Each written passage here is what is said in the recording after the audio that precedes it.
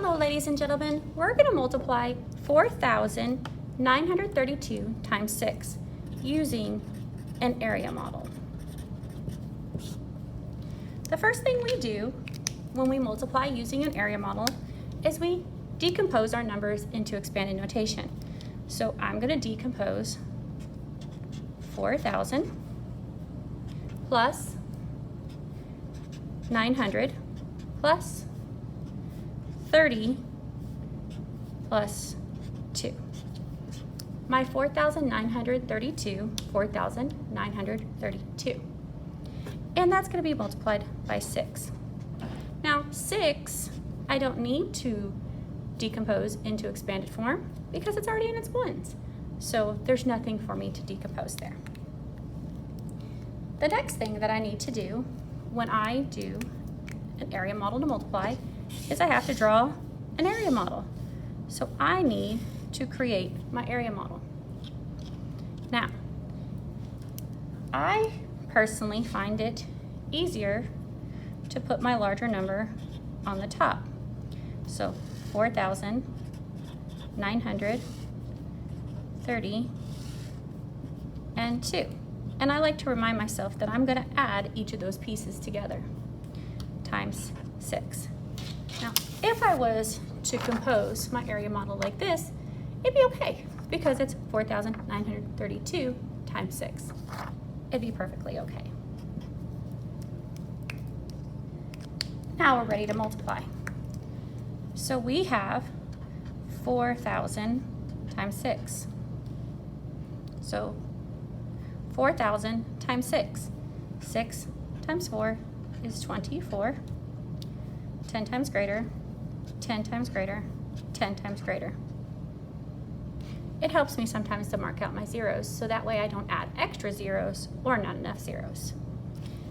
The next piece I need to multiply is my 6 times 900, or 900 times 6. So 6 times 9 equals 54. 10 times greater, 10 times greater. Now I have 6 times 30. 6 times 30, or 30 times 6. And what am I doing here? I'm saying 6 times 3 is 18, 10 times greater. Last, I have the 6 times 2, or the 2 times 6. 2 times 6 equals 12. I forgot my equals sign right there. The last part is to take all of my parts, and I need to add them together to get my total product. So I'm going to draw myself a place value chart because that helps me make sure I'm organizing my numbers. Ones, tens, hundreds, thousands, 10,000s. Okay. So I have 24,000.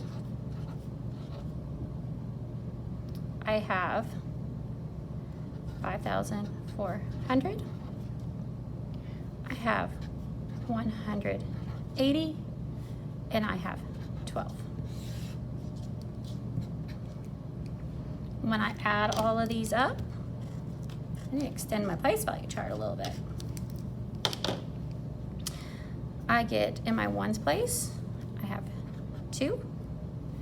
In my tens place, I have 8 plus 1, which is 9. In my hundreds place, I have 5 plus 1, 4 plus 1, it's 5. Thousands, 4 plus 5, which is 9. And then I have 2, just 2. So I end up with a total product of 29,592. So my product is 29,592.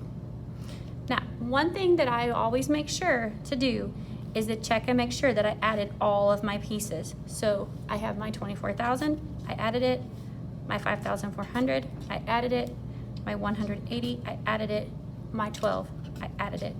That verification that I did not miss any of the parts of my product.